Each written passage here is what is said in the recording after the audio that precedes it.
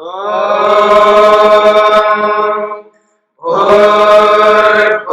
स्वः तत्सवितुर्वरेण्यं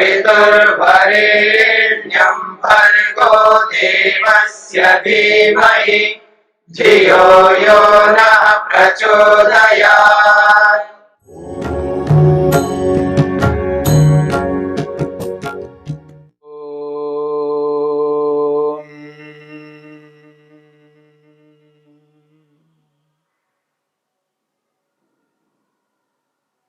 समाधि पाद के 41वें सूत्र को लेकर के हम विचार कर रहे हैं। इस सूत्र में समाधि को लेकर के समापत्ति को लेकर के विचार चल रहा है। समापत्ति की परिभाषा की है, समाधि की परिभाषा यहां पर की है। संप्रज्ञा समाधि को लेकर के यहां पर कथन किया जा रहा है। क्षीण वृत्तेः अभिजातस्य इव मणेः ग्रहीत्री ग्रहण ग्राह्येषु तस्थ तदंजनता समापत्ति। सर्वप्रथम योग साधक संप्रज्ञा समाधि के एक विभाग को, और उस एक विभाग में भी एक तत्व को, पृथ्वी तत्व को वो साक्षात कर लेता है, उसका प्रत्यक्ष दर्शन करता है समाधि में। तथा स्थूल आलंबनोपरक्तम स्थूल रूप समापन्नम स्थूल रूपाभासम भवति। पृथ्वी तत्व का दर्शन किस प्रक्रिया से, किस पद्धति से करता है, इस बात को हमने जानने का प्रयास किया है। पृथ्वी का दर्शन करके क्रम प्राप्त जल का, पंचमहाभूतों में दूसरा तत्व है जल, जल का भी साक्षात प्रत्यक्ष करता है। यहां जल का अर्थ ये जो बाहर स्थित ये वाला जल नहीं है, उस जल को बिना समाधि के ही साधारण तौर पर सभी लोग प्रत्यक्ष कर ही रहे हैं। यहां पर तो उस जल का मूल कारण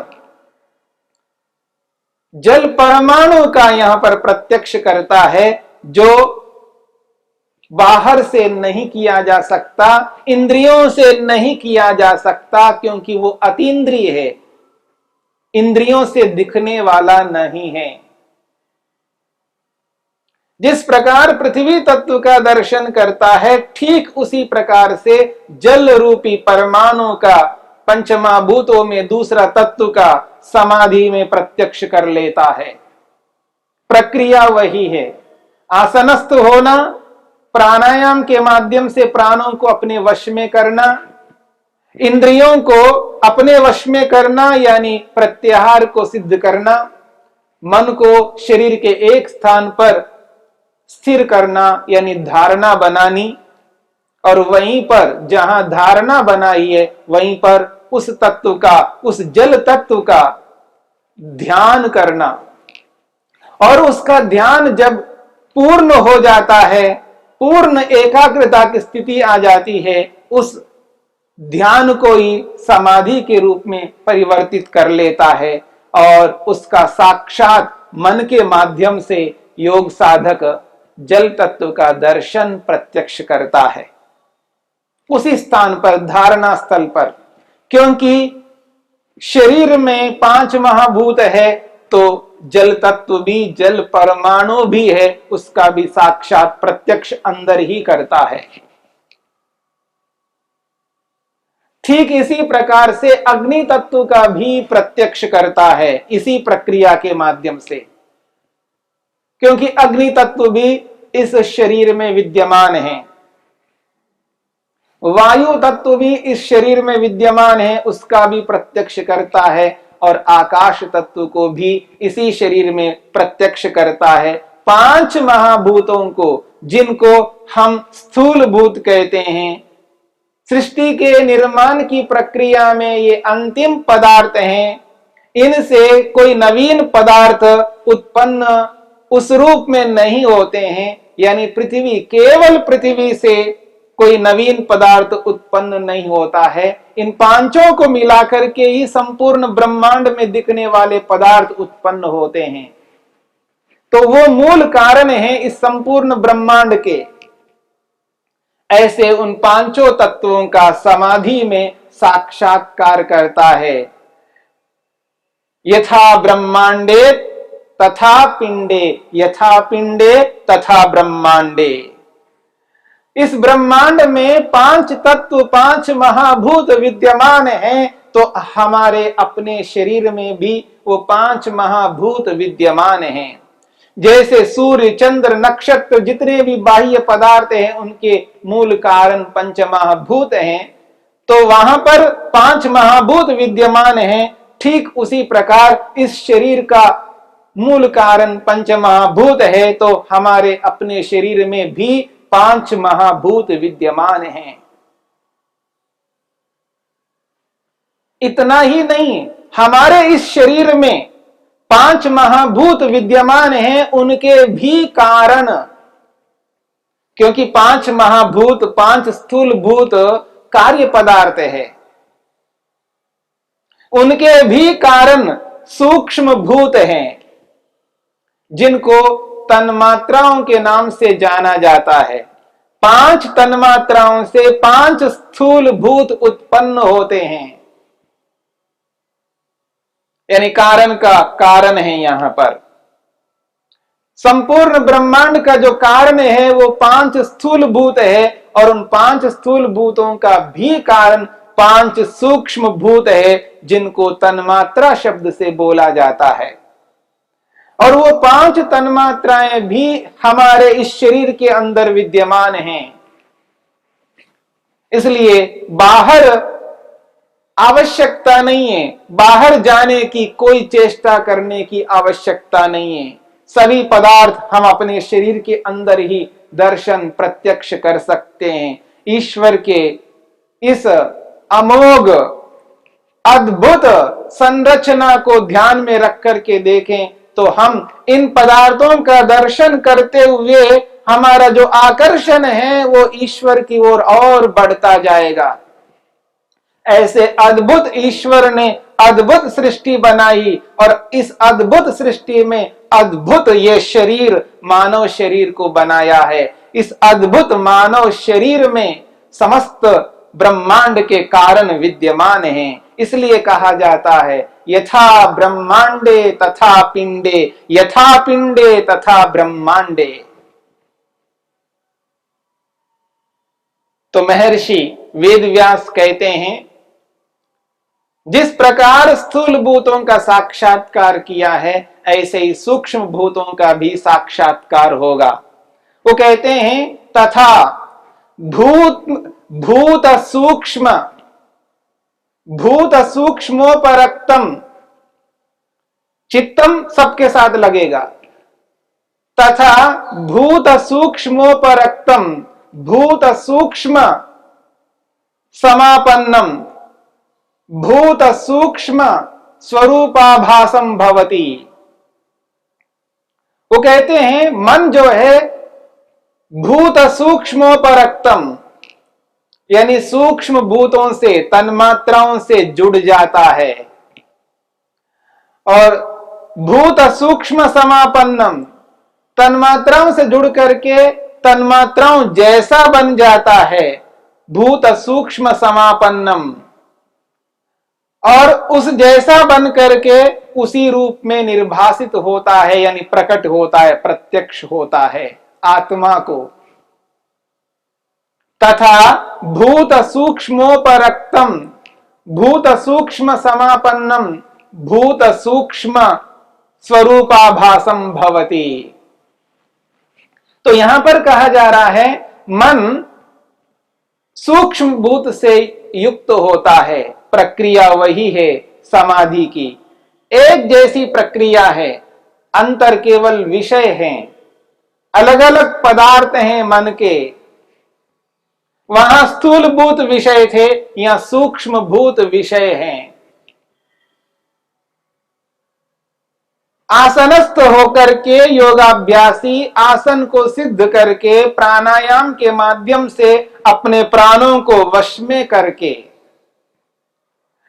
प्रत्याहार को सिद्ध करता है, इंद्रियों को मन के अनुरूप रखता है, जैसे मन स्थिर रहता है, मन को जैसे अपने काबू में रखता है, उसी प्रकार दसों इंद्रियों को बाहर के विषयों से हटा करके अपने काबू में रखता है, प्रत्याहार को सिद्ध करता है और अपने मन को शरीर के एक स्थान पर स्थिर करता है, धारणा बनाता है। और वहीं पर धारणा स्थल पर सूक्ष्म भूत का ध्यान प्रारंभ करता है। और सूक्ष्म भूत भी 5 हैं, और उन 5 सूक्ष्म भूतों में पहला सूक्ष्म भूत है गंध तन्मात्रा, दूसरा सूक्ष्म भूत है रस तन्मात्रा, तीसरा सूक्ष्म भूत है रूप तन्मात्रा, और चौथा सूक्ष्म भूत है स्पर्श तन्मात्रा, और अंतिम 5वां सूक्ष्म भूत है शब्द तन्मात्रा। इनको तन्मात्रा नाम से पुकारा जाता है। तो इन 5 सूक्ष्म भूतों में पहला सूक्ष्म भूत है वो है गंध तन्मात्रा।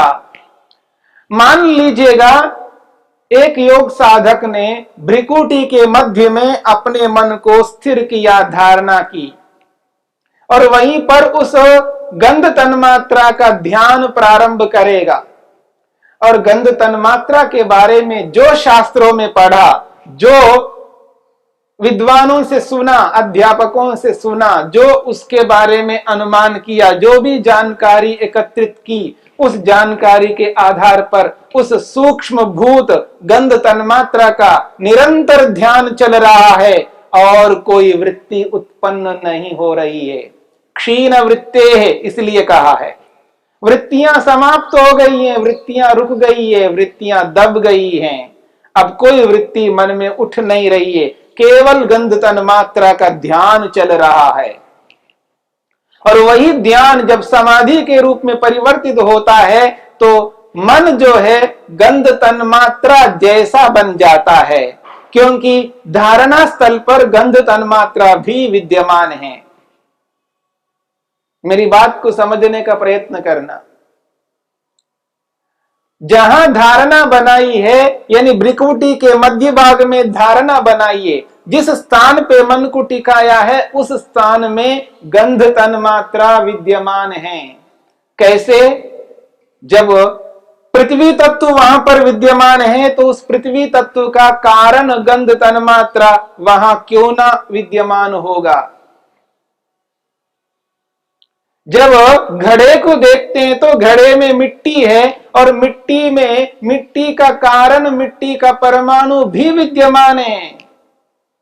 जब वो घड़े को हम जान सकते हैं, समझ सकते हैं, जब उदाहरण को समझ लेते हैं तो साध्य को भी समझ लेंगे। यदि उदाहरण समझ में नहीं आता है तो साध्य हमारा जिसको हमें समझना है वो भी समझ में आने वाला नहीं है।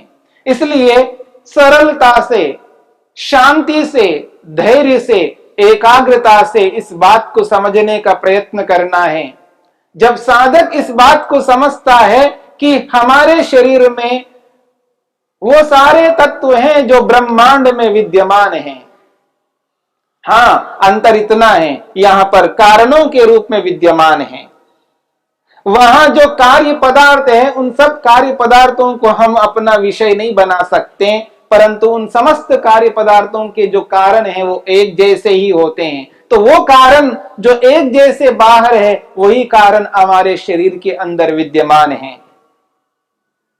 तो धारणा स्थल पर गंध तन्मात्रा का जब ध्यान चल रहा है तो गंध तन्मात्रा वहां पर विद्यमान है। जब ध्यान पूर्ण हो जाता है, पूर्ण एकाग्रता से जब ध्यान यथावत चल रहा होता है, वही ध्यान समाधि के रूप में परिवर्तित होता है।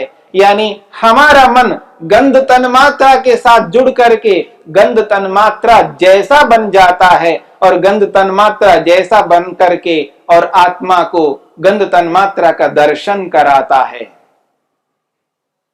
ये सूक्ष्म भूतों में पहले तत्व का दर्शन है और वो भी हम अपने शरीर के अंदर ही कर रहे हैं। गंध तन्मात्रा का दर्शन करके फिर दूसरी प्रक्रिया के माध्यम से, यानी दोबारा समाधि लगा करके योगाभ्यासी रस तन्मात्रा का दर्शन करेगा। रस तन्मात्रा का दर्शन उसी प्रक्रिया के माध्यम से करेगा और उसी प्रक्रिया के माध्यम से रूप तन्मात्रा का दर्शन करेगा, उसी प्रक्रिया के माध्यम से स्पर्श तन्मात्रा का, उसी प्रक्रिया के माध्यम से शब्द तन्मात्रा का। बारी बारी से एक एक सूक्ष्म भूत का दर्शन समाधि में कर लेता है। इस प्रकार से पांचों सूक्ष्म भूतों का दर्शन अपने ही शरीर में कर लेता है। कहीं पर बाहर जाने की कोई आवश्यकता नहीं है, क्योंकि यथा ब्रह्मांडे तथा पिंडे, यथा पिंडे तथा ब्रह्मांडे। इस बात को समझने का यत्न हम सबको करना है। यह है सूक्ष्म भूतों का दर्शन। और इन सूक्ष्म भूतों के दर्शन के लिए, स्थूल भूतों के दर्शन के लिए योग साधक को जो मेहनत, जो पुरुषार्थ करना पड़ता है, वह पुरुषार्थ आसान नहीं है, सरल नहीं है। निरंतर अभ्यास से, लगातार अभ्यास के, बिना नागा, बिना अवकाश के, बिना तप के, बिना विद्या के, बिना संयम के संभव नहीं है। बिना विवेक वैराग्य के संभव नहीं है।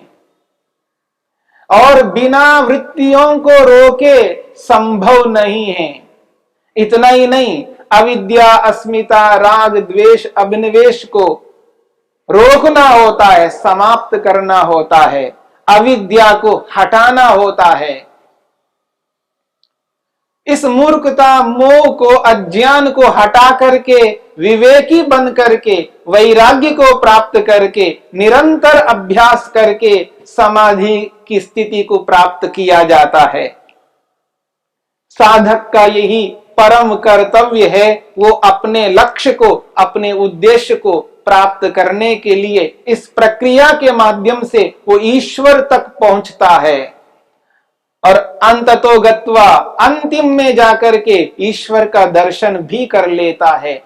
ईश्वर दर्शन करना, ईश्वर का साक्षात्कार करना, ईश्वरीय आनंद का उपभोग करना, मुक्त रहना, समस्त दुखों से छूट जाना ही प्रत्येक आत्मा का लक्ष्य है, उद्देश्य है, प्रयोजन है। तो महर्षि पतंजलि कहते हैं, क्षीण वृत्तेः अभिजातस्य इव मणेः ग्रहित्री ग्रहण ग्राह्येषु तस्थ तदंजनता समापत्ति। ये समापत्ति है, ये समाधि है। और इस समाधि में आत्मा का भी दर्शन होगा, इस समाधि में इंद्रियों का भी दर्शन होंगे और इस समाधि में ग्राह्य पदार्थ, स्थूल और सूक्ष्म भूतों का भी दर्शन होंगे। तो इस प्रकार से संप्रज्ञा समाधि में समस्त भौतिक पदार्थ और आत्मा, चेतन का, जीवात्मा का, स्वयं का दर्शन बताया जा रहा है। यही संप्रज्ञा समाधि है। इसी को समापत्ति शब्द से कहा है।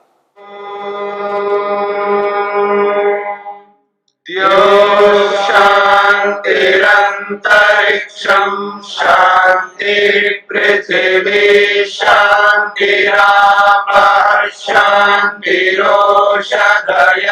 शांति वनस्पतयः शांतिर्विश्वे देवाः शांतिर्ब्रह्म शांति सर्वं शांति शांतिरेव शांति क्षमा शांतिरेधि।